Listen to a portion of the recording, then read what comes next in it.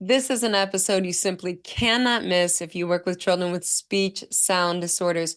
We are going to talk about home practice. And today I'm going to share with you 3 strategies that I use that make home practice easy, engaging, and effective. So this is an episode that you definitely want to catch if you work with children with speech sound disorders. And that's because home practice is really so important to making improved outcomes. And let's talk about why.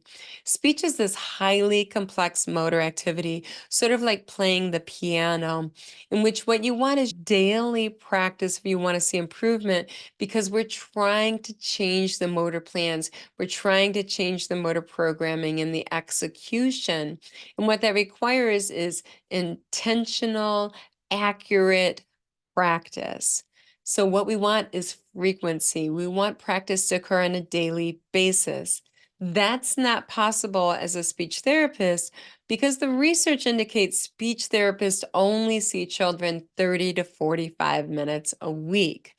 So we can't provide for those frequent experiences. However, you can make a difference if the child is not doing home practice. And you can do that by challenging the child. So if you only have 30 to 45 minutes a week with that child, speech therapy cannot be like a walk in the park.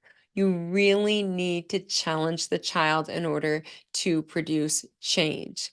And we've shown that through our research that even without home practice, you can facilitate great amount of change in just 30 to 45 minutes a week of direct speech therapy. Now, I think it's important to mention this because parents are, according to the research, very much overwhelmed and overstressed at this point. I can't wait to share this research with you. It just came out from the American Psychological Association, and they conducted a Harris poll with 3,200 adults that represented what you see in the US. So they had a sample that, in terms of the educational levels, income levels, race, they represented what the US looked like in the 2022 Census Bureau. What they found, this is huge, is that approximately 50% of parents reported chronic levels of stress that they would rate on an 8 to 10 on a Likert scale is feeling highly stressed. So we have about half of parents feeling chronic levels of high stress on an 8 to 10 on a 1 to 10 Likert scale. This is what we have in the home going on.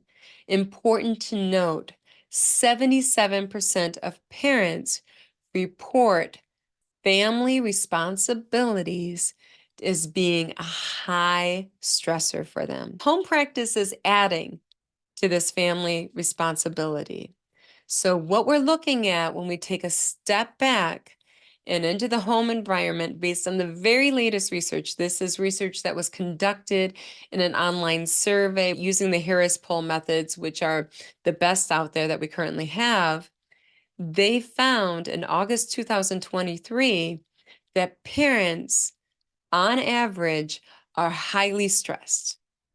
And not only that, when we compare them to adults without children, across the board, they have twice the stress issues. 20% of parents without children are reporting high levels of stress that cause them to feel overwhelmed and unable to function. When it comes to the parents, you have 40% that feel that way. You have 30% unable to begin projects because they're so stressed. When it comes to parents, you have 60%.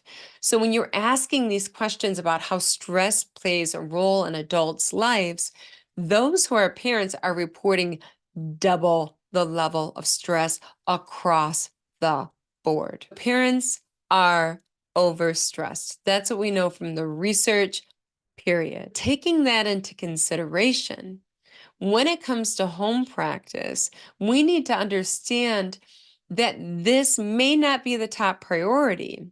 in these parents' lives. The top priority may be I am getting the basic needs done. I am getting them to and from school. I am getting them to and from their extracurricular activities. We are getting the homework done in their basic studies. That's all we can handle right now. We cannot add one more demand to that scale, or that scale is going to tip. And what I want you to know is if that's the case, that's okay. And I'm saying that's okay because I've been doing this over 20 years, and many times the child doesn't want to do the speech home practice. The child's like, I do that with Miss Kelly. I don't do that at home with you. And that's okay. These children too surely make progress. They'll make progress at a bit of a slower rate, but the progress nonetheless is consistent and steady. I just want you to know that we need to take everything with a grain of salt and see it from a wide angle lens and see that we are not giving home practice in a speech bubble. We are giving home practice in the real world.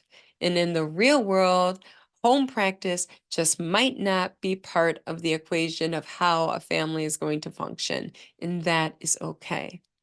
Now, that said, I want to share with you 3 strategies that have been effective in providing home practice with the children that I work with. So the first strategy has been the most effective, and this is from my SIS membership. I send a Google Slides deck. So here I have an iPad. You can play this on an iPad or a desktop computer.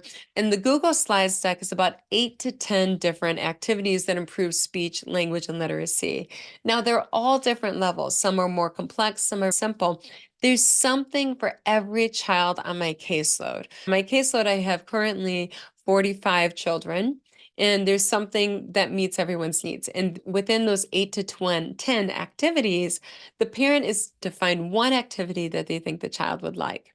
Now, the neat thing about this is the parents tell me the children really like these. And that's probably because they're digital, but they're intelligently digitally made. There's not all of the huge sound effects. There's not all the quick movement. It's not stimulating the child's amygdala, fight, flight, freeze response, and getting their attention on the cheap. No, what I'm doing instead is highly educationally rich activities that I've developed.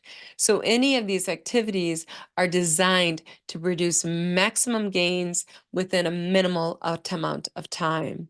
That is one type of homework I do is my Google Slides deck. I send that Google Slides deck out every week to every child on my caseload, and there's some activity for every child that I work with that would work well with them and meet their needs. And that's because there's 8 to 10 different activities on each of those decks.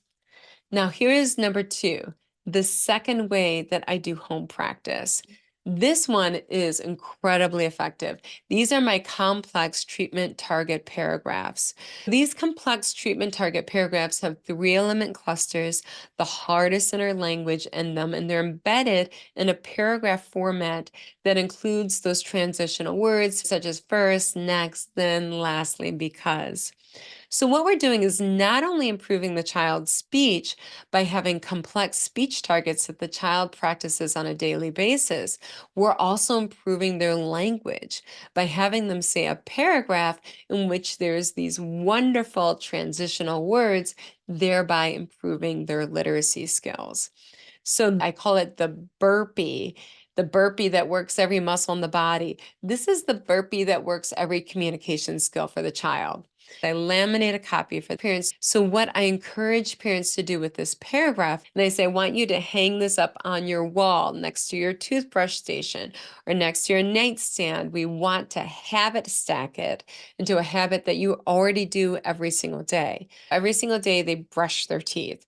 Well, when they brush their teeth, they're going to one time read the paragraph every single day. Or every single day you read a book before they go to bed. Well, before you read the book, you get to read the paragraph one time every single day. They find some part of the routine that they do every single day. So not going to the park, you don't go to the park every single day. And they go ahead and physically, because we want to use a visual reminder, they adhere it to the wall, the laminated card that I give them, and they read it one time every day.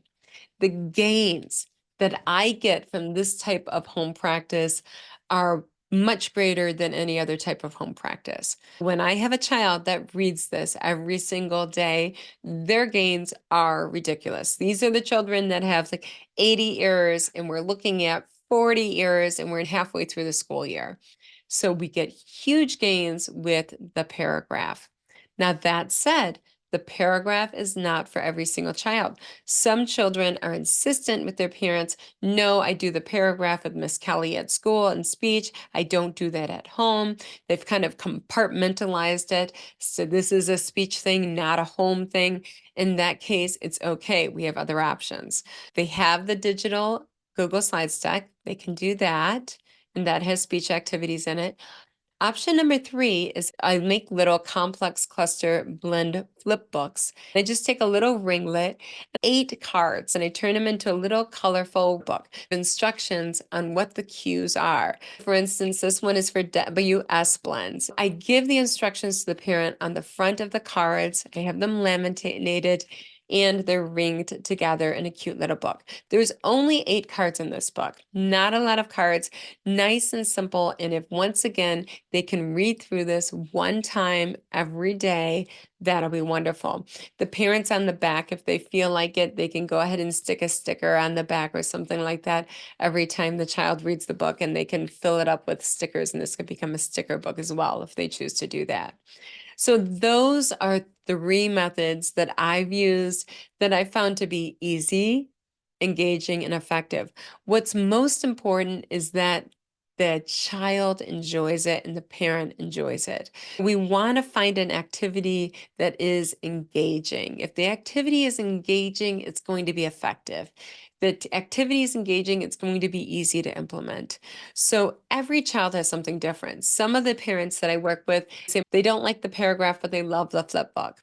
Other parents are like, my child doesn't like the flip book or the paragraph, but they love the Google Slides deck you send every week. Some of them say they don't like the flip book, they don't like the Google Slides deck, but they love reading the paragraph every day. For each child that I work with, there's some type of learning experience that works for them.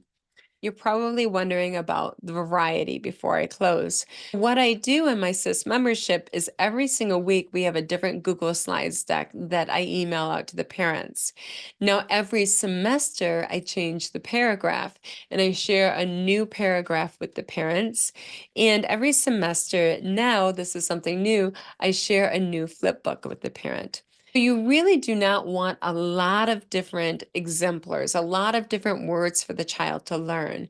Now, the reason you don't want a lot of different words for the child to learn is we don't want the child to focus on what they're saying. We want the child to focus on how they're saying it. For instance, for the SW blend that I was telling you about before, I want them thinking, am I keeping my teeth together for that S sound? I want them focusing on how they're talking, but if I'm always changing the word, they're going to instead focus on what they're saying. The research indicates that you really do want less exemplars or less examples for them to study so that they can focus their efforts on how they're speaking. I hope that this was useful to you. What I shared with you today is the home practice I share in my SIS membership, and I myself am a SIS member. I 100% use the SIS materials for my groups and for my individual therapy. Everything I share in this membership is not only field tested, it's also researched to be highly effective and engaging, and I get that immediate feedback so I can constantly tweak it.